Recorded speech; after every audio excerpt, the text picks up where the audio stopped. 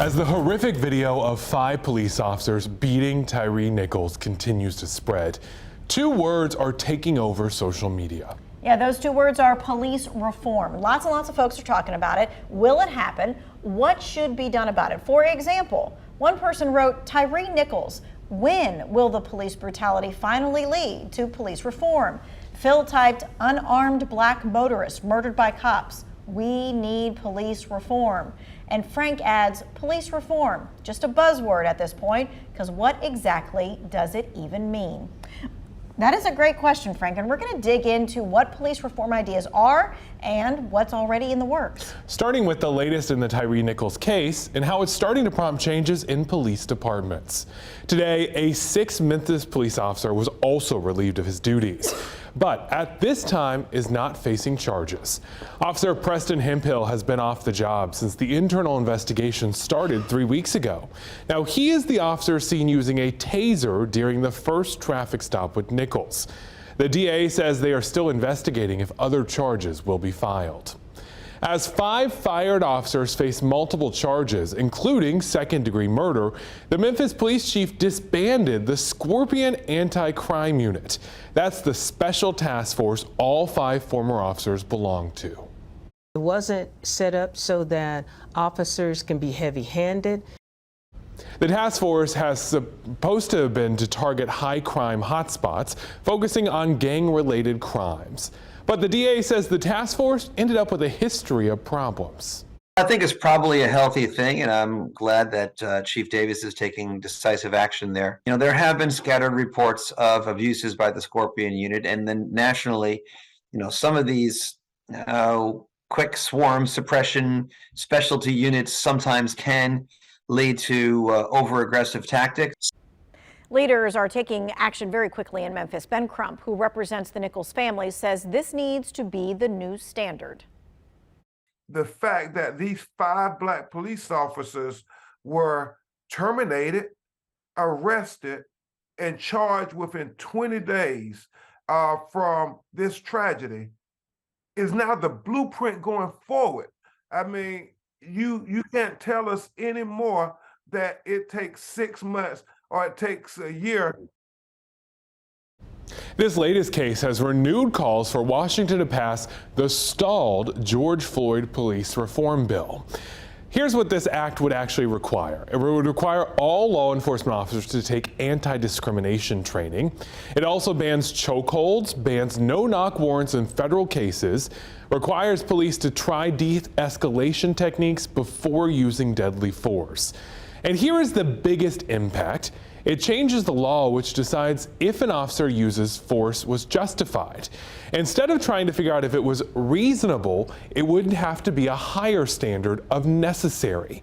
Meaning to be justified, deadly force has to be the only option the officer had to protect themselves or someone else.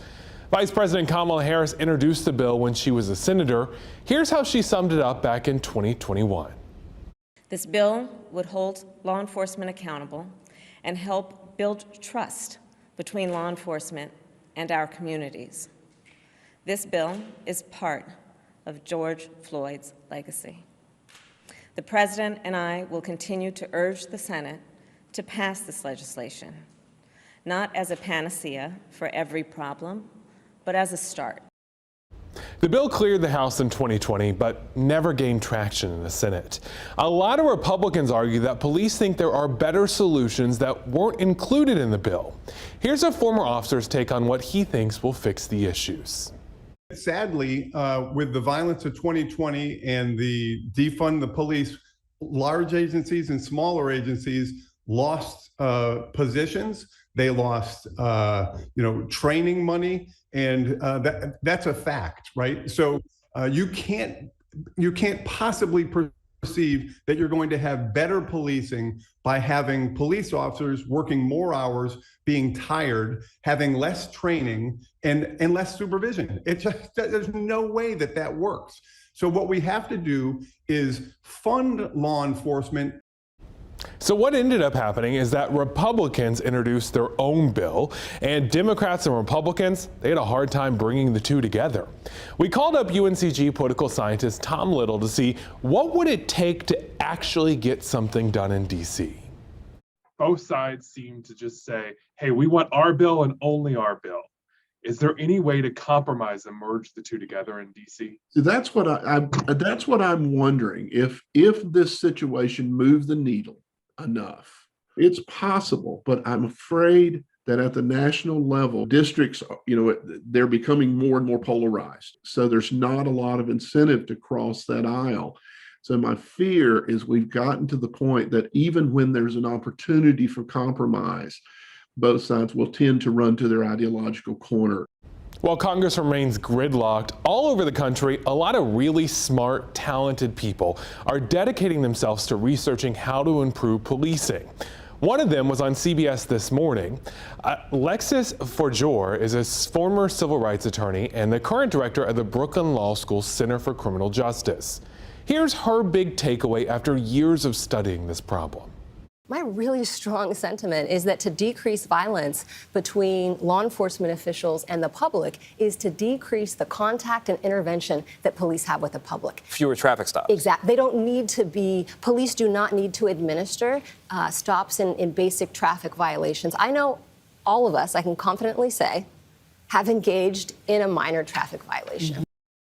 The city of Greensboro has led the charge on this idea. Back in 2015, the then chief banned officers from pulling people over for minor traffic issues like a broken taillight or a cracked windshield. Research from the department shows this move narrowed the racial disparity between the number of stops of black versus white drivers. So while the options for police reform can be complicated at times, one thing is obvious. There is a growing movement to push for change. All across the country, folks hit the street this weekend. As we head to break, here's their message for you. Footage like that comes out and you just see someone just inhumanely beaten to death while screaming for their mother. That should light something up inside of you. Made me sick to my stomach. I'm tired of black men being killed by the police. We need to reimagine what public safety looks like in our community. We have a problem with police culture in a society. We have to really take charge as a community. We have to demand the people that are in charge that they're doing the right things.